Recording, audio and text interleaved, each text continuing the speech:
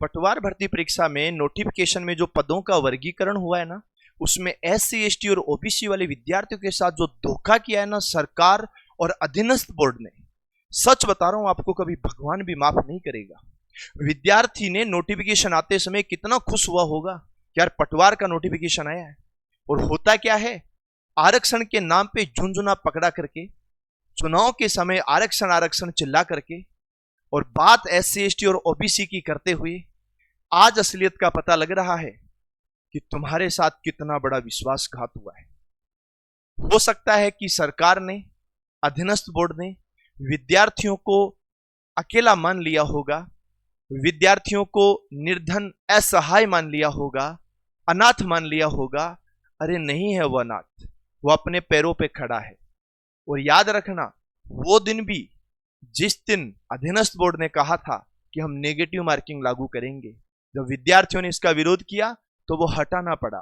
जिस दिन कहा था कि हम 15 गुना ही पास करेंगे और दूसरे एग्जाम्स की तैयारी करने वाले विद्यार्थी बार बार उसमें शामिल होकर के 15 गुना में आ रहे थे, एक ही विद्यार्थी बार बार आ रहा था और अन्य विद्यार्थियों का हक मारा जा रहा था, और विद्यार्थी ने जब आवाज उठाई ना, तो आपको वो 15 गुना से 40% भी आपको करना पड़ा। तो ये मत सोचना कि हम लोगों ने कैटेगरी के अंदर ये प्रॉब्लम्स करके कैटेगरी वाले विद्यार्थियों को, एससी एसटी और ओबीसी वाले विद्यार्थियों को कम पद देकर के जो किया है, विद्यार्थी चुप रहेगा, विद्यार्थी चुप नहीं रहेगा। और मेरे प्यारे दोस्तों, आप अकेले नहीं हैं, आपके साथ ये आपका परिवार खड़ा है, आपका लक्ष्य परिवार खड़ा है, मैं आपके साथ खड़ा हूं। और ये भी ध्यान रखना कि आपकी आवाज उठाने वाला, अपनी आवाज उठाने वाला किसी राजनेता के ऊपर भरोसा मत करना। कोई राजनेता आपके लिए आवाज नहीं उठाएगा। आज नोटिफिकेशन आए, कितना समय हो चुका है, आप खुद बता दीजिए, क्या किसी भी राजनेता का कोई स्टेटमेंट आया कि उसने आकर के ये कहा कि एससी एसटी और ओबीसी वाले विद्यार्थियों के साथ धोखा हुआ है? जितने प्रतिशत आरक्षण था उतने पद ही नहीं आए। मैं किसी के हक मारने की बात नहीं कर रहा हूं कि आप जनरल और ईडब्ल्यूएस वाले विद्यार्थियों का कोटा कम कीजिए और हमें बढ़ाइए, हम नहीं कह रहे, लेकिन हम ये जरूर कह रहे हैं कि हम आपसे भीख नहीं मांग रहे। हम आपसे ये कहना चाहते हैं कि जितना हक है उतना हमें दिया जाए, वरना हक छीनना आज के युवा को, आज के विद्यार्थी को, आज के पढ़े लिखे नौजवान को आता है। अरे पिछली सरकार में बहुत पेपर चोरियां हुई थी, पिछली सरकार में बहुत पेपर आउट हुए थे। युवाओं ने किस उम्मीद के साथ इस बार दूसरी सरकार को मौका दिया होगा? युवाओं ने इस बार यह सोचा होगा कि पिछली बार जो हमारे साथ विश्वासघात हुआ, भर्तियां आई, परीक्षाएं हुई, रिजल्ट आया, नौकरियां लगी, लेकिन उनकी लगी जिन्होंने पेपर आउट किए थे।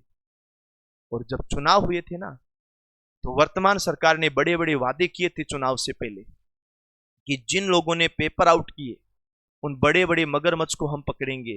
वो आपका काम है, आप अपना काम ईमानदारी से कर रहे होंगे, उस पर हमें कोई शक नहीं है। लेकिन हमें एक उम्मीद जरूर थी कि पढ़ने वाले विद्यार्थी का सिलेक्शन होगा इस बार। लेकिन एक ओबीसी वाला विद्यार्थी, एक एससी और एसटी वाला विद्यार्थी अगर पढ़ रहा है तो मेरे प्यारे भाइयों, उसके लिए पद भी तो होना चाहिए।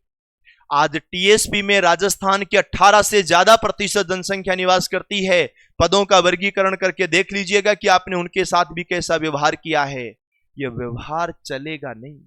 विद्यार्थी इसका जवाब जरूर मांगेगा आप लोगों से। दोस्तों, अगर आप मेरी इस बात से सहमत है ना, तो ये वीडियो इतना ज्यादा शेयर कर देना कि हर एक एससी एसटी ओबीसी वाला विद्यार्थी अपने हक की आवाज उठाना सीख जाए। ये परिवार, ये लक्ष्य परिवार, ये लक्ष्य का मंच, ये लक्ष्य की टीम और ये आपका बड़ा भाई हमेशा आपके साथ रहेगा, कभी भी आपके साथ धोखा नहीं होने देगा।